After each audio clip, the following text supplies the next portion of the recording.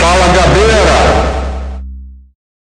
Olá, esse é o podcast da semana. Trato do meio ambiente da COP28, que está acontecendo lá nos Emirados Árabes, mas também de outros temas ligados ao meio ambiente aqui dentro do Brasil. É curioso porque uma grande delegação brasileira foi para a COP28, liderada, evidentemente, pelo presidente da República, ministra do Meio Ambiente, parlamentares, mas no mesmo dia que eles chegam lá, o Senado aprova aqui a chamada PEC do veneno, que libera ainda mais a venda e o consumo de agrotóxicos no Brasil. Eu já falei sobre isso uma vez aqui nesse podcast, mencionando a mortandade das abelhas. As abelhas estão morrendo em massa no Brasil porque se usa um agrotóxico proibido na Europa e proibido nos Estados Unidos. Mas esse uso liberal de agrotóxico, esse uso intenso de agrotóxico no Brasil é extremamente perigoso para a saúde humana. Eu fiz essa semana um artigo sobre a doença de Alzheimer, e nesse artigo sobre a doença de Alzheimer, lendo alguns trabalhos especializados, eu vi que a alimentação tem um peso muito grande na produção dessas proteínas que também levam à doença de Alzheimer, como beta-amiloide e tal. Enfim, também tenho registrado aqui, né, que tem crescido muito o número de câncer entre jovens de até 30 anos, câncer de estômago entre jovens até 30 anos no Brasil. Tudo isso, no meu entender, é reflexo também, não único, mas também de uma alimentação envenenada por agrotóxicos. Bem, mas o Brasil foi para a COP não vai discutir esse tema, evidentemente, e os próprios parlamentares e o próprio presidente da República não costumam associar muito essa questão dos agrotóxicos ao meio ambiente, mas lá eles vão discutir transição energética, vão discutir uma redução das emissões de CO2 para evitar o aquecimento global. Muito bem, eu acho até interessante que os países árabes agora se coloquem na linha de frente da discussão sobre a redução das emissões. Aqui, em 1992, quando nós fizemos a grande e primeira conferência internacional, aliás, a primeira foi em 72, em Estocolmo, mas a segunda, com a presença de muitos dirigentes, a maior reunião do pós-guerra, aqui no Rio de Janeiro, a questão do aquecimento global ainda era embrionária. As mudanças climáticas ainda eram uma criança. E os árabes resistiam muito a colocar isso na agenda, porque eles tinham medo de que o petróleo fosse, de uma certa maneira, condenado. E eles dependem do petróleo. Continuam dependendo do petróleo, mas agora querem fazer a transição. Eu acho que isso é muito importante, mas observo também que a conjuntura internacional está muito difícil, né? O primeiro aspecto que eu registro nessa conjuntura internacional é o aquecimento em si.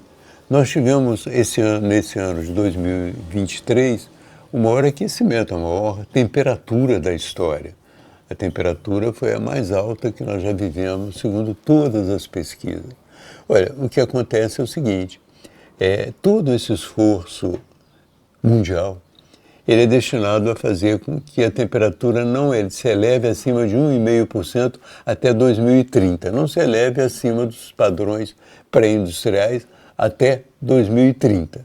Mas eu acho que nós já chegamos a 1,5% de elevação acima dos padrões pré-industriais agora.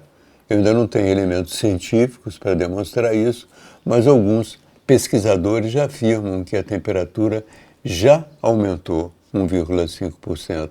E isso já nos faz trabalhar com outros cenários, com cenários também importantes de mitigação, de adaptação às mudanças climáticas.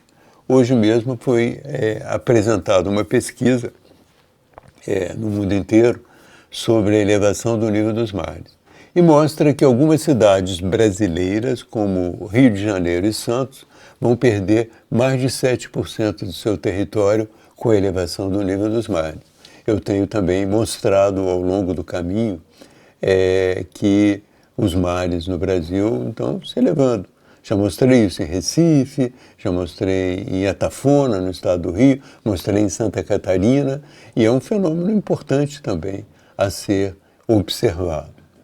Mas o que eu queria dizer também é que esse esforço mundial para achar caminhos de reduzir o aquecimento global está se esbarrando também na conjuntura de guerra. Vocês observam, por exemplo, que a guerra da Rússia com a Ucrânia ela acabou transformando um pouco o panorama do consumo do petróleo. O presidente Biden, que tem uma agenda ambiental séria, teve que fazer uma concessão e permitiu as pesquisas e a exploração de petróleo no Alasca, que é um santuário ecológico. Da mesma maneira, o presidente Lula, que também internacionalmente se apresenta como defensor do meio ambiente, vai ter que abrir caminho para estudos de exploração do petróleo na margem equatorial, na Amazônia, né? Isso pressionado também pelos políticos do Amapá. Bom, o que nós vemos é que a guerra acaba impulsionando também, ou melhor, reduzindo o ritmo da luta contra o aquecimento global. Eu costumo dizer também que tanta gente indo para uma reunião internacional acaba produzindo mais emissões de gases do que realmente reduzindo as emissões de gases nos seus acordos. Mas ainda assim eu acredito que esses entendimentos são positivos, que eles podem trazer muitas vantagens para o Brasil. Uma das vantagens importantes nessa transição energética é que o Brasil está muito bem localizado, né? Ele tem energia hidrelétrica, ele já tem uma boa parte de energia solar, energia eólica. Então, o Brasil está caminhando bem, vai produzir o hidrogênio verde, então o Brasil está caminhando para fazer a transição ecológica, a transição energética. Mas, para fazer essa transição, ele também precisa de investimentos. E eu acho que esses investimentos vão se dar com mais facilidade na medida em que a própria energia brasileira for mais sustentável e mais barata. O ministro Fernando Haddad tem dito que um dos fatores de atração do capital estrangeiro e das empresas estrangeiras ao Brasil será exatamente a energia renovável e mais barata. Se o Brasil faz essa transição, ele apresenta para as empresas estrangeiras que queiram competir no mercado internacional um fator de muita importância em termos exatamente competitivos, que é uma energia renovável e barata. Elas podem ajustar os seus projetos de adequação às mudanças climáticas, argumentando que estão utilizando energia barata e podem consegui-la aqui no Brasil. Portanto, essa COP28 tem uma possibilidade grande de fazer com que o Brasil influencie outros países a reduzir suas emissões, tem uma possibilidade muito grande de acordos para que o Brasil também faça mais rapidamente a transição energética, mas tudo isso dentro de um elemento contraditório, não é? Em primeiro lugar, que é a guerra, que obriga os países a produzir petróleo ainda, e no caso brasileiro, a tentar produzir na Amazônia, que é um santuário, como o Alasca é um santuário. Mas isso é um fator de contradição com o qual nós temos que conviver. Outra contradição é essa do Congresso brasileiro, produzindo leis que são uma ameaça à saúde do país, né? Leis que favorecem o agrotóxico, e mais ainda, podem ser uma ameaça à própria economia do agronegócio brasileiro. Porque quando os competidores internacionais descobriram que no Brasil está havendo essa festa de agrotóxico, que eles estão usando o agrotóxico com muita liberalidade, graças às leis que o Senado aprova e o Congresso aprova, o que vai acontecer? Os próprios competidores vão fazer uma campanha contra os produtos brasileiros. Eles vão ficar estigmatizados no exterior como produtos que podem fazer mal à saúde. Isso os agroprodutores brasileiros não têm visto, os senadores e deputados que acham que defendem o agronegócio não veem, mas o futuro vai mostrar a eles que eles estão dando um tiro no pé.